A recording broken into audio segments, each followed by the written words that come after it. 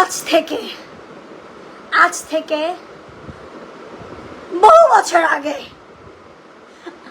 আমাকে জলিল, রাসেল এরা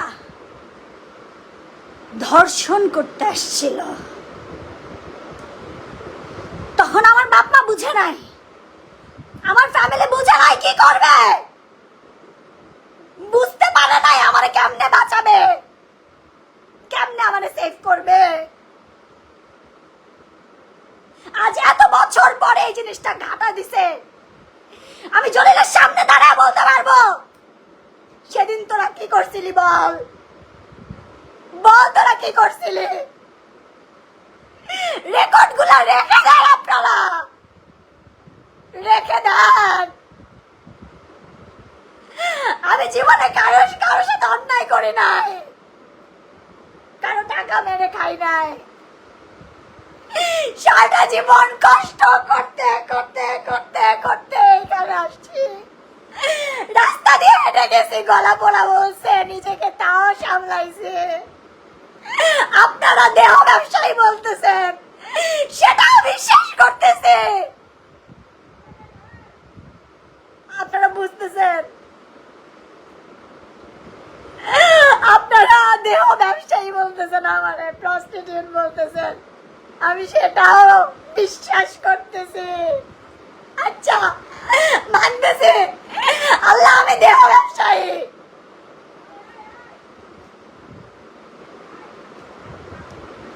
হ্যাঁ আমি দেহ ব্যবসায়ী, আমি দেহ ব্যবসায়ী।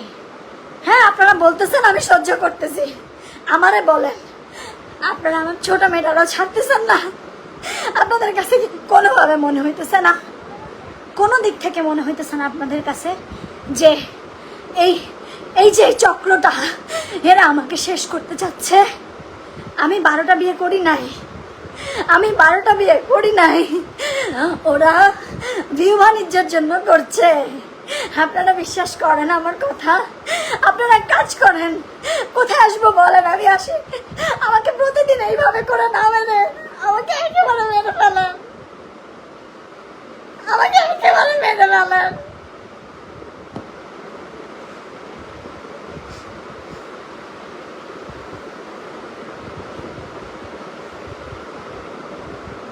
আমি একটু বাঁচতে চাই আমার সন্তানদের নিয়ে।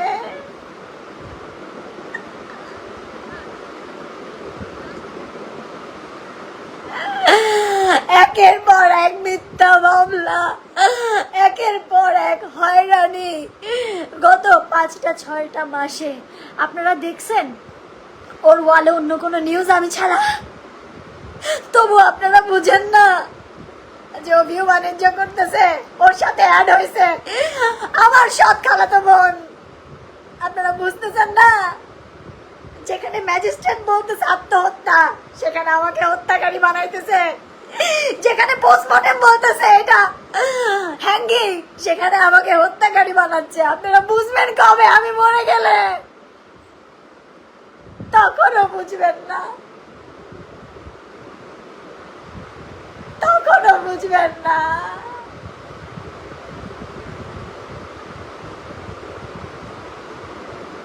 আমি একটা মা, আমি একটা মা, আমি একটা মানুষ। আমারে বাঁচতে দেন, নাহলে বলেন কোথায় আসবো? আমারে প্রতিদিন মারার থেকে একেবারে মেরে ফেলেন। আমি এমন একটা জায়গায়, আমি কোথাও চাকরি করতে পারতেছি না, আমার কোনো উপার্জন নাই। আমি জীবনে যা অ্যাসেট করছিলাম, গোল্ড, ডায়মন্ড, আমার বাবা কিছুদিন আগে হসপিটালাইজ ছিল, তার ডায়ালাইসিস পর্যন্ত আমার গোল্ড বেচে করছে। আমার বাবার চিকিৎসা আমার গোল্ড বেচে করছে, আমার গোল্ড বেচে আমি আমার সংসার চালাচ্ছি। আমি কোনো বেআইনি অন্যায় পথে নাই, আমি কারো কোনো ক্ষতি কোনোদিন এই হাত দিয়ে করি নাই। এই হাত দিয়ে মানুষরে শুধু চেষ্টা করছি উপরে তুলতে। এই মুন্না, তোরে বলছিলাম মাথায় হাত দিয়ে আমার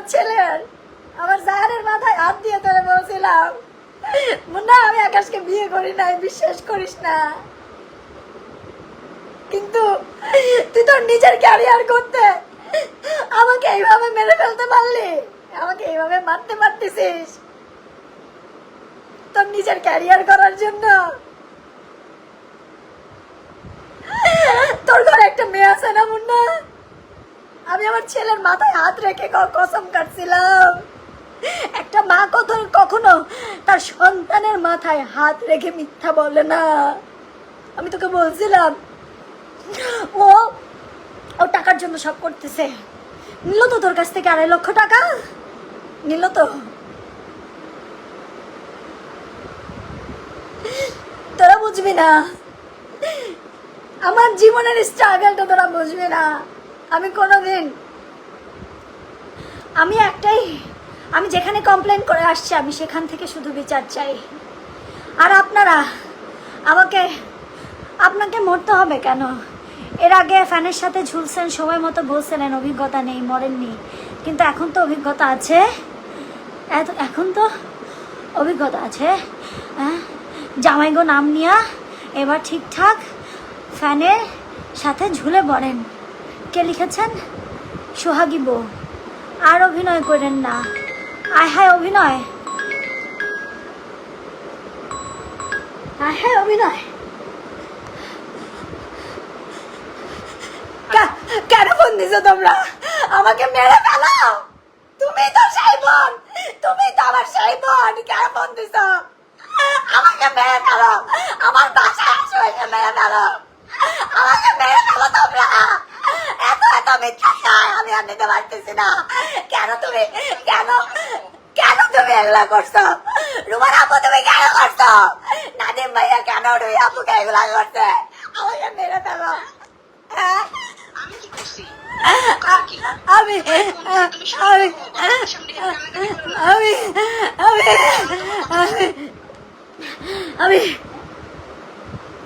আমি নিতে পারতেছি না,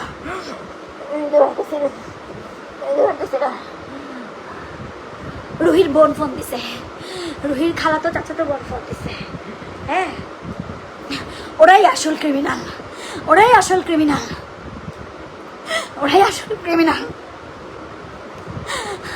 মুন্নার মেয়ের সাথে আপনার ছেলে আর কেউ নাই, ডাকবা না। আর কত নাটক করবেন আপনি? প্লিজ ওনাকে কেউ শান্ত হতে বলেন, অ্যাক্টিং ভালো হচ্ছে না, প্লিজ আপনাকে কেউ সাহায্য করেন। আজকে সত্যি খারাপ লাগছে এগুলো শুনে। না, আমি সবার কাছে ক্রিমিনাল, সবার কাছে ক্রিমিনাল। আপনারা সেটাই বিশ্বাস করবেন। ভিউ, বাণিজ্য, ডলার আর এই টাকা বিশ্বাস করবেন না। আমি বর্ষা কোনোদিন আমার ভাই দিয়ে দামের ক্ষতি করি নাই, আমি আমার ভাবি ভাইয়ের কোনোদিন ক্ষতি করি নাই, আমি আমার বাচ্চাদের কোনো ক্ষতি করি নাই, আমি আমার টুনিমাকে আমার জানার চেয়েও বেশি ভালোবাসি। আমার কাছ থেকে আমার সেই সংসারটা নিয়ে গেছে, আমার কাছ থেকে আমার কাজ নিয়ে গেছে, আমার কাছ থেকে আমার সম্মান নিয়ে গেছে। একটা মানুষ বাঁচে কিসে? সম্মানে। কিরে মুন্না, আমি টাকার জন্য তোর সাথে বিছানায় গেছি, তুই বলছিস না? এই মুন্না, আল্লাহ একজন আছে উপরে, ভুলে গেছিস সব? তুই আমার মৃত্যু হোক বা না হোক, আমার এই যে মানসিক কষ্টগুলো ভাবিস না, আল্লাহ তোর একটা সন্তান দিছে। মুন্না, কেমনে তুই বিশ্বাস করলি? তুই একটাবার ভাবলি না যে আমি জায়ানের মাথা ছুঁয়ে কসম কাটছি? একটাবার তুই বুঝলি না? তোর কাছ থেকে যখন বসে এগ্রিমেন্ট করে 2.5 লক্ষ টাকা গুনে গুনে নিল, তখনও তুই বুঝলি না? নাকি টাকার গরমে গায়ে না লাগায়া সবার কাছে আমারে কালার বানায়া তোরও প্ল্যান ছিল আমারে ইউজ করে ভাইরাল হওয়া? না রে মুন্না,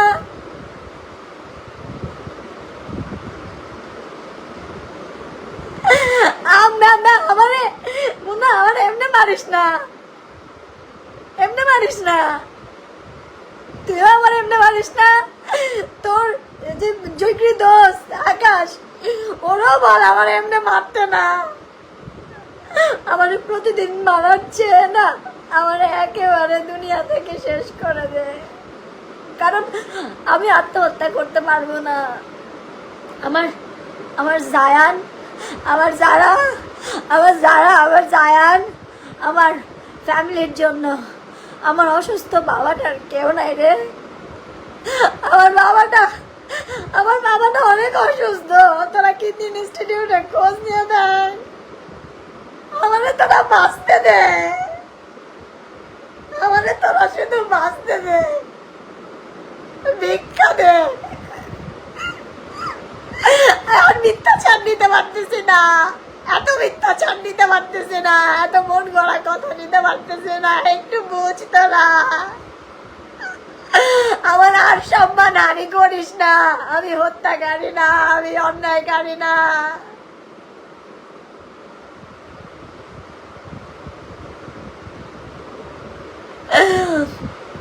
আমি আমি আর কিছুই বলতে চাই না, আপনারা রেকর্ড করে রাখেন। আমি আমি সোশ্যাল মিডিয়া থেকে কেমনে বিদায় নিব জানি না, কারণ আমার এখন ওই একটু ড্রাইভিং করছি, একটু হাঁটছি, একটু বাজার করছি। আমার যেখানে আমি বর্ষা হাজার হাজার টাকা মানুষকে খাওয়াইছে, চাওয়ার আগে মানুষকে ধার দিয়েছে, সেখানে আমি কারোর কাছ থেকে ধার নিয়ে চলি না। আমি সামান্য মাসে কিছু টাকা দিয়ে আমি এখন যে বাসাটায় আছি, আপনারা অবাক হয়ে যাবেন। এই বাসাটায় থেকে আমার ছেলে মেয়ে সার্ভাইভ করতে পারতেছে না, আমি সার্ভাইভ করতে পারতেছি না। এইটুকু একটা বাসা যেখানে আমরা কোনোদিন ছিলাম না, আমার ছেলে মেয়ে ছিল না। আমি বুঝাইতে পারবো না আমি এখন কোন সিচুয়েশনে। আমার শুধু আপনারা বাঁচতে দেন, আমি আল্লাহর কাছে মাপ চাই নেব।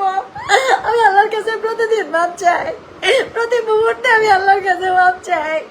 আল্লাহ গো, আমি ভুল করছি। দুনিয়ার যত বড় পাপী বান্দা হোক, আল্লাহ চাইলে সবাই মাফ করে দেয়। মুন্না, তুই এগুলো করিস না মুন্না, থাম মুন্না, তোর মেয়ের দিকে তাকা। আমার দুইটা সন্তান মুন্না, আমি তোরে বারবার বলছি আমার কিন্তু কেউ নাই। আমি জানের মাথায় হাত রেখে বলছি, তবুও বিশ্বাস করলি না। ওই কাজীকে টাকা খাওয়ায় কাজীরে দিয়ে বলাইছে, তবুও বিশ্বাস করলি না তোরা।